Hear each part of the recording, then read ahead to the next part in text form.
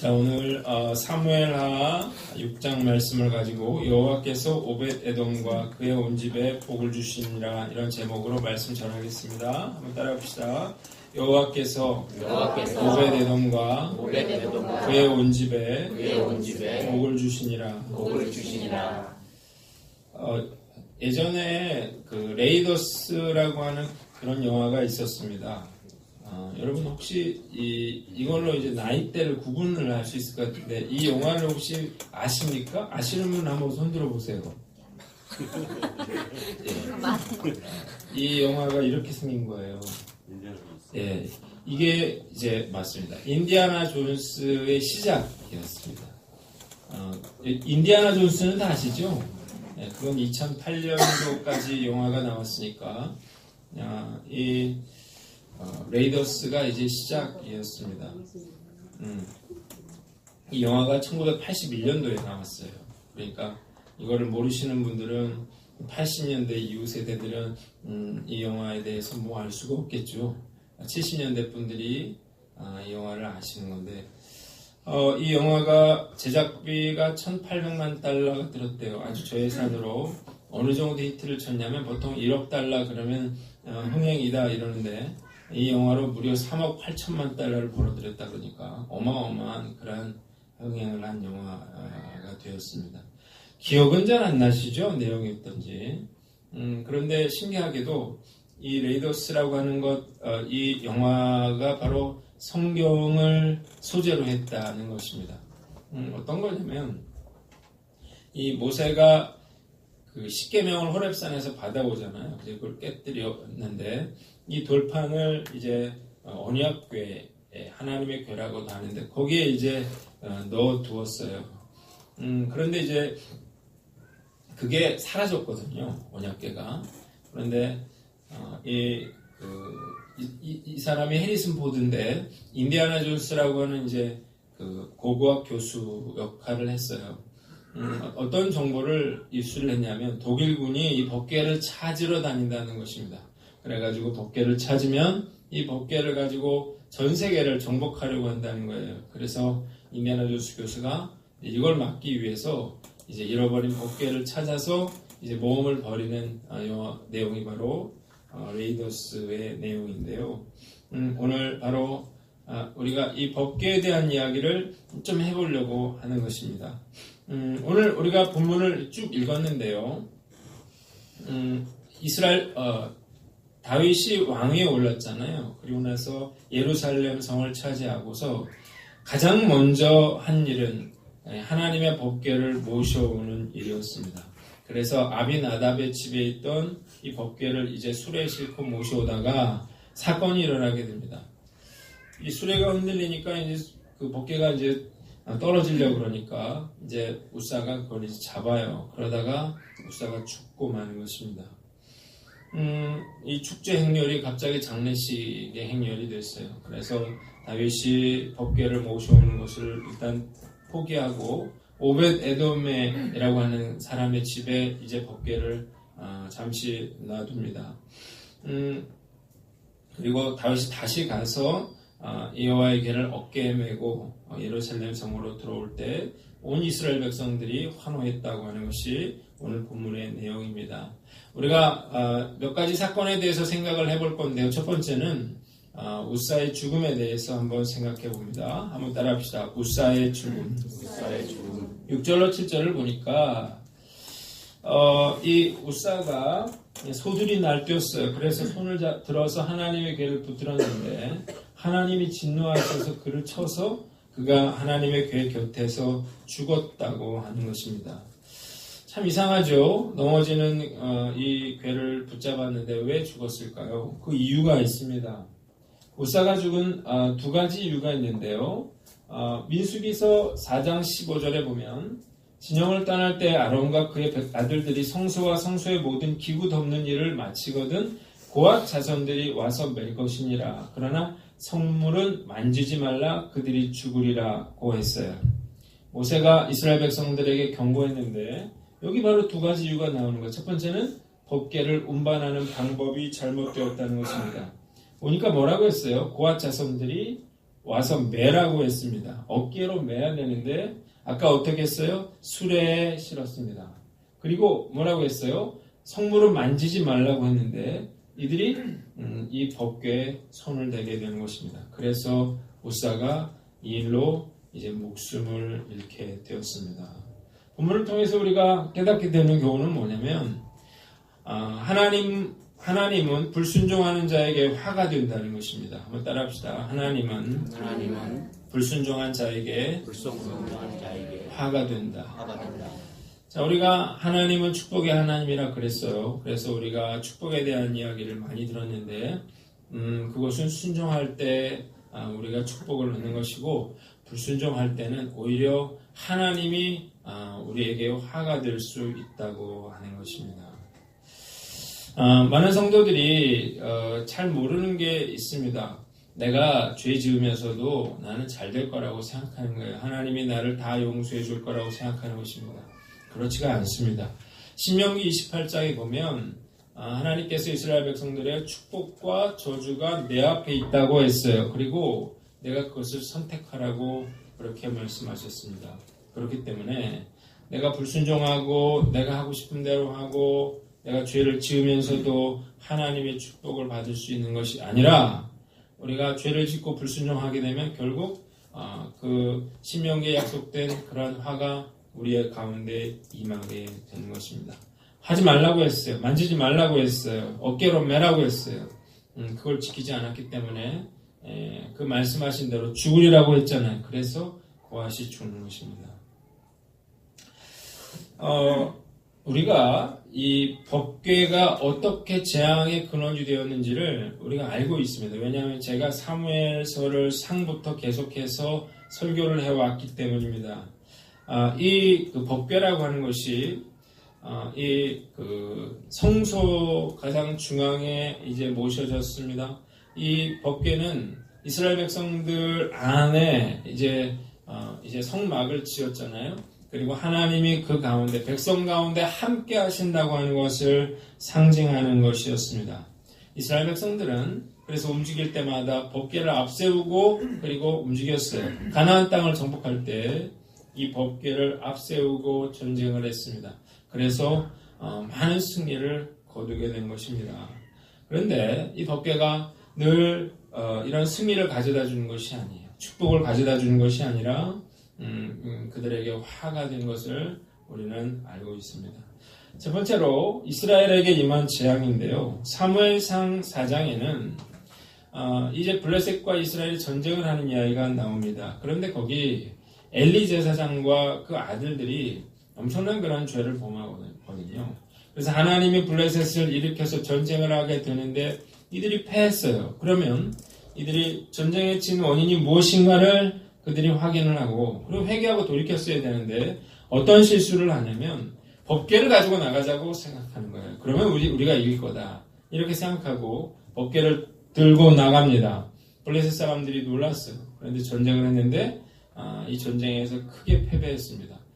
이 엘리 제사장의 두 아들이 죽고 그리고 법궤를 빼앗기는 그런 엄청난 상황을 맞게 돼요. 그리고 엘리 제사장도 죽습니다. 자, 법궤가 오히려 재앙으로 돌아왔는데요. 자, 이걸 블레셋이 빼앗아 갔어요.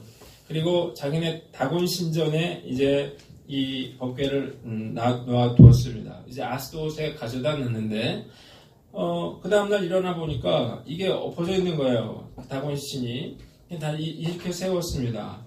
자, 그러자 그 다음날 또 가보니까 이번에는 머리와 두 손목이 끊어져서 문지방이 있고 다곤의 몸뚱이만 굴러다니고 있었습니다. 그런데 이것은 재앙의 시작에 불과했어요. 이 땅에 강력한 그런 독종이 재앙이 임하기 시작했습니다.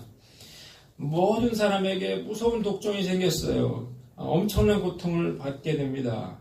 그러자 사람들이 이 아스돗 사람들이 이 하나님의 언약궤를 가드로 보내요. 근데 가드로 옮겨갔더니 이번에 독종이 가드로 옮겨가서 많은 사람들이 고통을 받게 됩니다. 견디다 못해서 이 가드 사람들이 이제 이 법궤를 에글론으로 이제 옮겨가려고 그러는데 에글론 사람들이 이 이야기를 들었어요. 그래서 강력하게 반대하면서 절대로 우리 땅에 이 법궤를 들여오면 안 된다고 말해요. 그래서 이제 방백들이 회의를 하게 됩니다. 이 일을 어떻게 할 것인가? 그랬더니 이 재앙을 피하려면 이 법궤를 돌려보내야 된다고 하는 거예요. 그러면서 이들이 뭘 확인하냐면 이게 우연히 일어난 일인가 정말 하나님이 행하신 그런 재앙인가를 확인하자 이래요. 그래서 어떻게 했냐면 이제 새끼를 낳은 송아지를 막 낳은 암소 2마리에다가 수레를 매게 하고 이제 법궤를 싣고 가게 합니다. 그러면 송아지가 울면 이제 그 어미소가 돌아올 거 아니겠습니까? 그래서 똑바로 이스라엘로 가면 그럼 하나님이 행하신 일이고 돌아오면 우연히 일어나는 일이라 이렇게 생각하기로 한 거예요. 자, 그런데 이 수레에 매어가지고 소를 이제 가게 했더니 한 번도 뒤를 돌아보지 않고 이스라엘로 돌아가더라는 것입니다. 자, 그런데 그 법궤가 이제 베세메스라고 하는 곳으로 이제 들어오게 됐어요. 이걸 보고 이스라엘 백성들이 환호를 올렸습니다. 법궤가 이제 돌아오고 사람들이 막 기뻐했어요. 즐거워했어요. 그런데 이 법궤가 또 베세메스 사람들에게 재앙이 됐어요. 그 이유는 뭐냐면 사람들이 이 법궤를 만지고 그걸 열어보았다는 것입니다. 그래서 하나님 그랬거든요. 만지지 말라고 했어요. 그러면 죽는다 그랬어요. 무려 5만 명 이상이 5만 70명이 죽는 그런 엄청난 사건이 일어나게 됩니다. 이러니까 이제 이 사람들이 이 여호와의 궤를 어디로 옮겨가냐면 산에 살고 있는 아비나답의 집으로 옮겨 놓는 것입니다. 그래서 그게 다윗이 왕이 될 때까지 거기에 이제 보관되어 있다가 다윗이 왕이 됐을 때 이걸 이제 예루살렘 성으로 이제 모셔오려고 하다가 이런 사건이 일어나게 되었다는 것입니다. 자, 우리가 알아야 될 게 뭐냐면 하나님을 믿는다고 해서 무조건 잘 되는 게 아니라는 것입니다. 오히려 우리가 하나님 앞에 불순종하면 하나님 믿는 것이 우리에게 화가 될 수 있다고 하는 사실을 우리가 알아야 돼요. 저는 가끔 정말 환난과 어려움을 많이 당하는 그런 분들을 보는데 참 안타까울 때가 참 많아요. 그러면서 느끼게 되는 것은 적당히 해도 죄를 지어도 하나님 다 용서해주고 다 축복을 해주는 것은 아니라고 하는 거예요. 자, 한번 따라합시다. 철저히 순종하자. 자, 중요한 거는 하나님의 말씀대로 하는 것입니다. 우리가 이런 생각을 할 수가 있어요. 편의주의라고 하는 것인데요. 술에 신으면 어때? 라고 생각하는 무거운데 뭐 굳이 어깨로 매야 돼? 이런 거예요. 그리고 또 합리주의라고 하는 거죠. 법궤가 떨어질 때 그걸 붙잡아야지 내버려 두냐는 거죠. 자, 이런 인간적인 생각이 하나님 뭐라고 경고했습니까? 그걸 만지면 어깨를 매라고도 말했고 그리고 만지면 죽으리라고 했는데 그걸 소홀히 여기다가 결국 화를 당하게 되는 거예요. 자, 신앙생활 적당히 하기가 쉬워요. 내가 하기 싫은 건 하지 않고 내가 이해되는 건 순종하지 않고 내 마음대로 내 뜻대로 그렇게 신앙생활 하다가 결국 오히려 화를 당하는 수도 있다고 하는 것입니다. 우리가 적당히 하는 것은 오히려 안 하는 것과 다르지 않을 수 있어요. 중요한 것은 하나님의 뜻을 정확하게 알고 하나님이 원하시는 대로 하는 것입니다. 하나님이 이런 잔치를 벌이라고 한 적도 없고요. 또 하나님이 이런 행사를 벌이라고 한 적도 없어요. 중요한 것은 뭐예요? 만지지 말라고 한 것은 만지지 않는 것입니다. 오늘 나는 어떤가 스스로를 돌아보고 편의주의적인 생각, 합리주의적인 생각이 아니고요. 하나님의 말씀은 어떠한가를 보고 그 말씀에 철저히 순종하는 저와 여러분들 되시기를 주님의 이름으로 축원합니다. 두 번째 사건은 오벳 에돔에게 임한 축복입니다. 한번 따라합시다. 오벳 에돔에게 임한 축복. 10절 보세요. 이제 죽었잖아요. 그래서 다윗이 여호와의 궤를 옮겨 이제 자기에게로 메어가기를 즐겨하지 않았다 그래서 뭔가 문제가 있다고 생각했어요. 그리고 이걸 어떻게 해야 될까를 고민을 했는데 이 법궤가 어디로 갑니까? 오벳 에돔의 집으로 갑니다. 놀라운 것은 뭐예요? 이 법궤가 오벳 에돔의 집에 석 달을 있었는데 여호와께서 오벳 에돔과 그의 온 집에 복을 주셨다는 것입니다. 자, 어떤 축복을 받았는가? 첫째는 자녀의 축복을 받았습니다.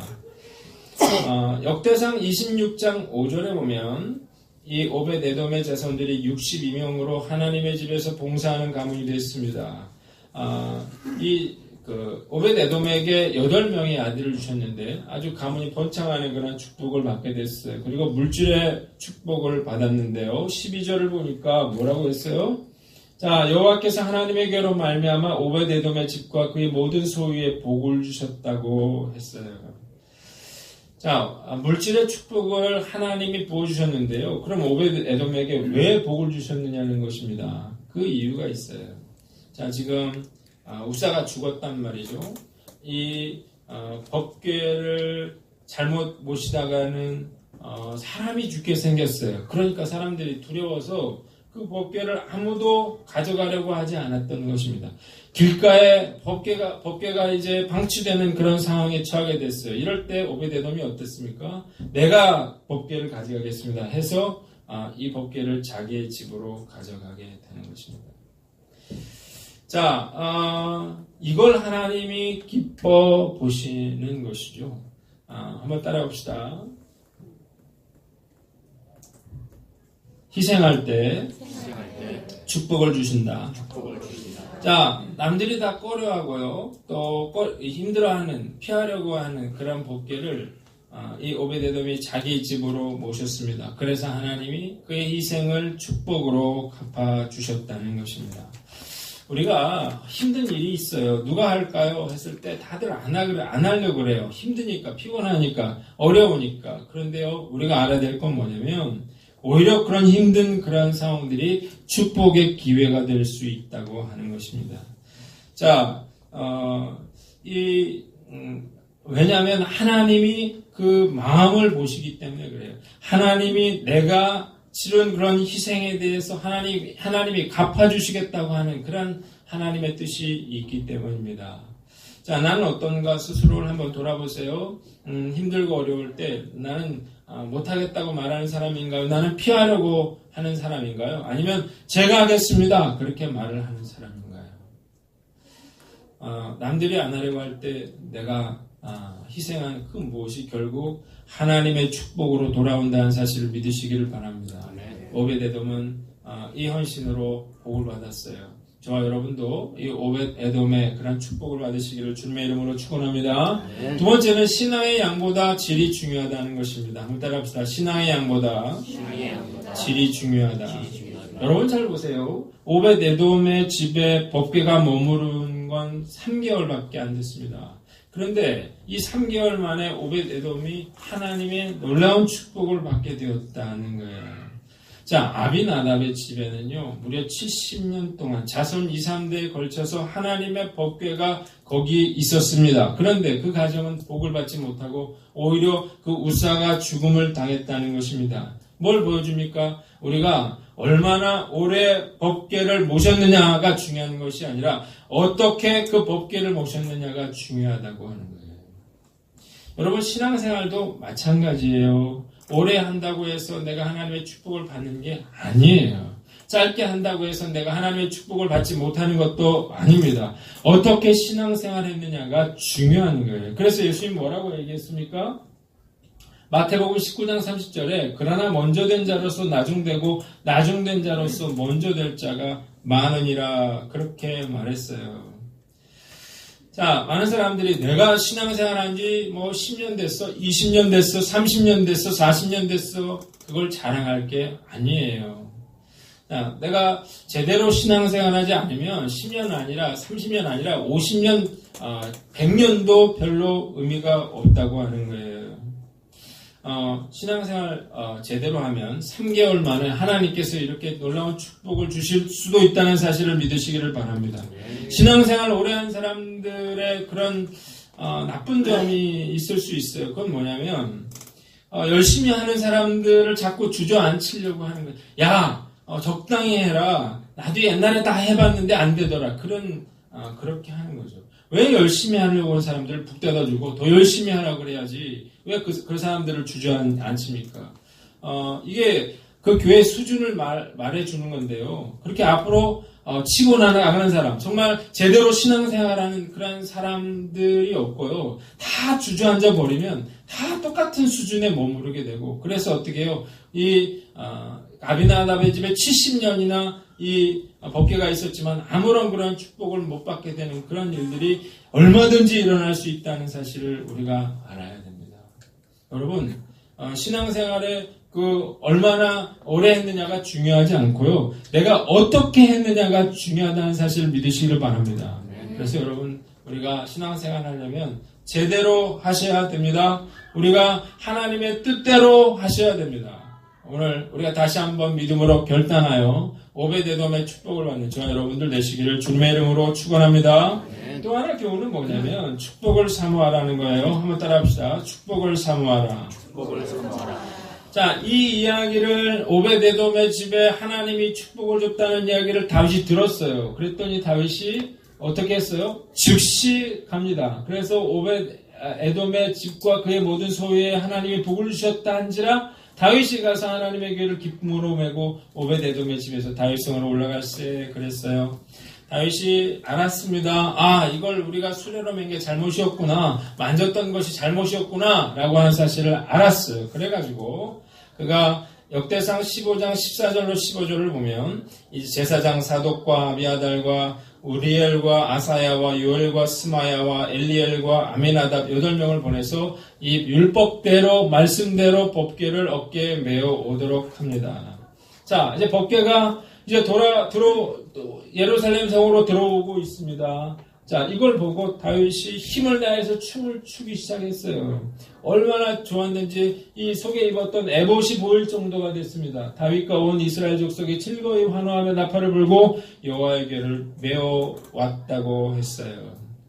다윗에게는 뭐가 있냐면 오베데돔이 축복을 받았대잖아요. 그래가지고 즉시 가서 어떻게 해요? 그 여호와의 궤를 메어오는 그런 축복을 사모하는 마음이 그에게 있었다는 것입니다. 그래서 어떻게 해요? 축복이 다윗에게로 이제 넘어오게 되는 것입니다. 자, 다윗이 받은 복이 뭔가? 첫째, 다윗의 후손들이 왕권을 계승했다고 하는 것입니다. 이게 대단히 큰 축복인 것이 뭐냐면 이스라엘의 신하들이 계속 구테타를 일으켰어요. 아무나 왕이 됐어요. 그러나 하나님이 이 일로 인해서 다윗의 후손들이 왕위에 오르도록 그렇게 허락을 해줬습니다. 또 성전이 북쪽에 있지 않고 남쪽에 있었습니다. 그래서 어떻게 해요? 성전이 있는 남쪽의 유다가 하나님의 축복을 받게 되었다는 것입니다. 만약 이 법궤가 북쪽에 있었다면 그 북이스라엘이 복을 받았겠지요. 다윗은 이걸 알았어요. 그래서 법궤가 올 때 그는 기뻐하면서 춤을 추면서 즐거워하며 좋아했던 것입니다. 자, 다윗에게 뭐가 있었습니까? 은혜를 사모하는 마음이 있었습니다. 축복을 사모하는 그런 마음이 있었다는 거예요. 자, 여러분들도 정말 은혜의 자리를 사모하시기를 주님의 이름으로 축원합니다. 축복을 사모하시기를 주님의 이름으로 축원합니다. 대단히 중요한 이야기예요. 간증을 들을 때, 이게 간증이거든요. 지금 오늘 쭉 이야기를 듣잖아요. 오베데돔에 대한 이야기도 듣고 우사에 대한 이야기도 듣고 오늘 어떻게 복을 받았는지 다윗이 축복에 대한 이야기를 들을 때 어떤 반응을 갖냐면 첫 번째, 나도 저런 축복 받아야 되겠다. 축복을 사모하는 그런 사람들이 있어요. 저 같은 사람인데요. 저는 이런 얘기 들으면 너무 기분이 좋아요. 누가 간증하는 이야기를 들으면 저는 제 마음속에 주님 저도 저렇게 되고 싶습니다. 그런 생각이 막 나와요. 근데 문제는 나는 다 나 같은 줄 알았어요. 그랬더니 이걸 힘들어하는 사람들이 있더라고요. 간증 듣는 거 힘들어요. 그러면서 뭐에 초점을 맞추면 저거 얼마나 힘들었을까? 아니 그 사람 힘든 과정을 거쳐서 그 사람 복을 받은 거 생각 안 하고 그 과정이 너무 힘들다는 거예요. 그래가지고 나는 못해. 나는 안 될 것 같아. 그렇게 생각하는 사람들이 생각보다 많이 있더라는 것입니다. 여러분 축복을 사모해도 지금 축복을 받을까 말까 하는데 나는 안 된다고 생각하면 과연 무슨 복을 받을 수 있겠습니까? 다윗은 바로 가서 언약궤를 모셔왔어요. 그래서 그가 그 하나님의 축복을 받게 되는 것입니다. 더 나쁜 게 있어요. 세 번째는 무관심한 것입니다. 하나님의 축복에 대해서 관심이 없어요. 무관심해요. 나하고는 상관없어 라고 생각하는 것입니다. 여러분, 이런 여자가 하나 나와요, 뒤에. 바로, 다윗의 아내 미갈이라고 하는 여자입니다. 16절을 보세요. 여호와의 개가 다윗 성으로 들어올 때 사울의 딸 미갈이 창으로 내다보다가 다윗 왕이 여호와 앞에서 뛰놀며 춤추는 것을 보고 심중에 그를 없인 여기니라 그랬어요. 자, 사람들이 다 나가서 어떻게 막 여호와의 그 괴가 들어오는 거 보고 좋아하고 막 소리 지르고 춤을 추고 있는데 창문 곁에서 이렇게 보다가 다윗이 막 춤추는 걸 보고 뭐라는 거야? 아유, 병신 같은 거. 어? 그렇게 말하고 있다고 하는 거예요. 자, 그래서 이제 그 다윗이 너무 기뻐가지고 사람들에게 막 먹을 걸 나눠주고 그리고 하나님께 영광 돌리고 이제 돌아왔거든요. 그랬더니 이제 다윗을 맞으러 나왔어요. 그래서 뭐라 그럽니까? 이스라엘 왕이 오늘 어떻게 영화로우신지 방탕한 자가 염치 없이 자기의 몸을 드러내는 것처럼 오늘 그의 신복의 계집종의 눈앞에서 몸을 드러내셨도다. 이 여자는 지금 뭐만 생각하는 거냐면 다윗이 막 좋아서 춤출 때 그 속에 속옷이 보였잖아요. 그걸 보고 지금 화가 났어요. 그래서 계집종의 눈앞에서 이런 망령된 짓을 행했다. 그렇게 말을 하고 있는 것입니다. 그래서 다윗이 뭐라고 얘기를 합니까? 다윗이 이는 여호와 앞에서 한 것이라고 했어요. 그러면서 결정적인 이야기를 해요. 그가 내 아버지와 그의 오직을 버리시고 나를 택하사 나를 여호와의 백성 이스라엘의 주권자로 삼으셨으니 내가 여호와 앞에서 뛰놀리라고 했어요. 나같이 비천한 자를 하나님께서 왕으로 세워주셨는데 내가 어떻게 기뻐하지 않을 수 있겠냐는 거예요. 그래서 이보다 더 낮아져서 스스로 천하게 보일지라도 내가 당신에게는 그렇게 비웃음을 받는 그런 사람으로 보일지 몰라도 당신이 조롱했던 계집종에게는 내가 높임을 받을 거라고 말을 하고 있는 것입니다. 우리가 알아야 될 건 뭐냐면 왜 미갈이 이렇게 못마땅하게 하고 있냐라고 하는 거예요. 이건 다윗이 최신 없이 행동했기 때문이 아니에요. 이렇게 행동한 이유는 이 미갈에게 전혀 어떻게 해요? 언약궤를 사모하는 마음이 없었기 때문입니다. 전혀 무관심했어요. 저 궤가 하나 온다고 무슨 상관인데 저렇게 사람들이 난리야? 이런 마음이 그에게 있었던 것입니다. 왜 사람들이 저렇게 기뻐하는지 전혀 이해가 안 됐어요. 이건 뭘 보여줍니까? 그가 하나님에 대해서 무관심했던 그 자기 아버지 사울과 참 놀랄 말이만큼 많이 닮아 있다고 하는 것입니다. 자, 분명히 봤거든요. 자기 아버지가 하나님의 버림을 받았을 때 얼마나 불행한 인생을 살았는지를 그녀는 똑똑히 봤어요. 사울 가문에서 살아남은 그런 유일한 그런 여자였음에도 불구하고 이 미갈은 뭘 몰랐어요? 하나님이 얼마나 중요하신 분인가를 그녀는 몰랐다는 거죠. 그래서 이런 망령된 행동을 하고 있는 것입니다. 결국 그녀의 인생이 불행해지는 것입니다. 23절 보니까 그러므로 사울의 딸 미갈이 죽는 날까지 그에게 자식이 없습니다. 다윗이 정을 띄었는지 동침하지 않은 건지 하나님이 자식을 안 준 건지 모르겠지만 분명한 건 뭐예요? 그에게 자식이 없었다고 하는 것입니다. 이 당시 이스라엘 사람들에게는 자식이 없는 것이 가장 큰 치욕이었습니다. 왕가에서는 더욱 그러했습니다. 이 저주는 결국 하나님으로부터 나온 것이었는데 그녀의 삶이 불행해진 것은 그녀가 영적인 축복에 무관심하고 하나님에 대해서 무관심했기 때문이라는 것입니다.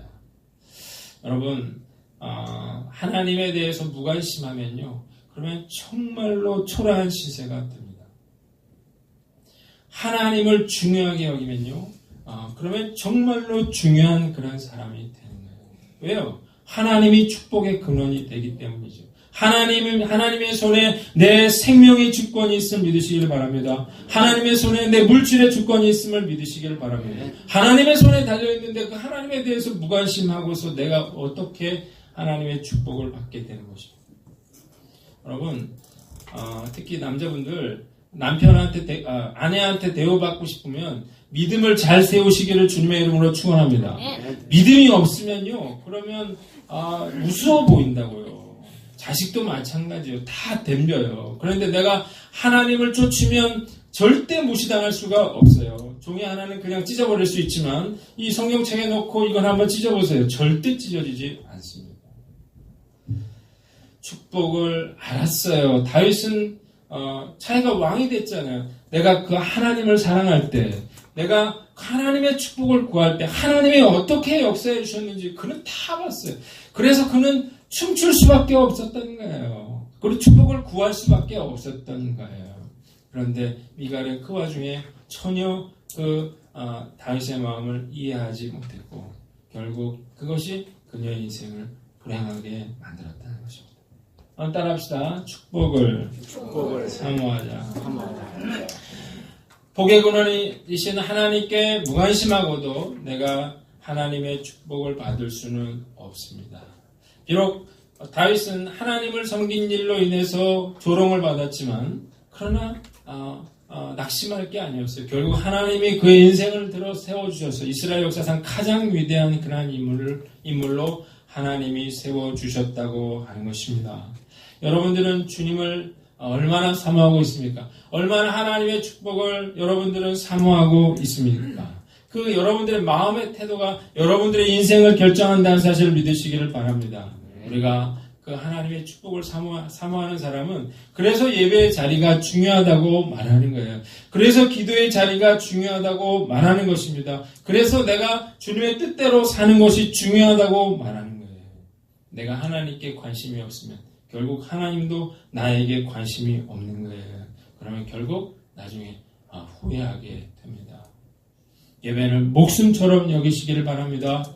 우리가 기도의 자리를 여러분들 중요하게 여기시기를 바랍니다. 하나님 기도를 통해서 우리가 하나님께 말씀드리고 우리가 하나님의 음성을 듣는 그런 귀한 자리가 되는 것입니다. 기도가 하나님의 축복이 통로가 된다고 하는 사실을 우리가 알 때 우리가 그 믿음의 자리, 은혜의 자리를 사모할 때 저와 여러분들의 가정에 하나님의 놀라운 축복 임하시기를 주님의 이름으로 축원합니다. 축원합니다.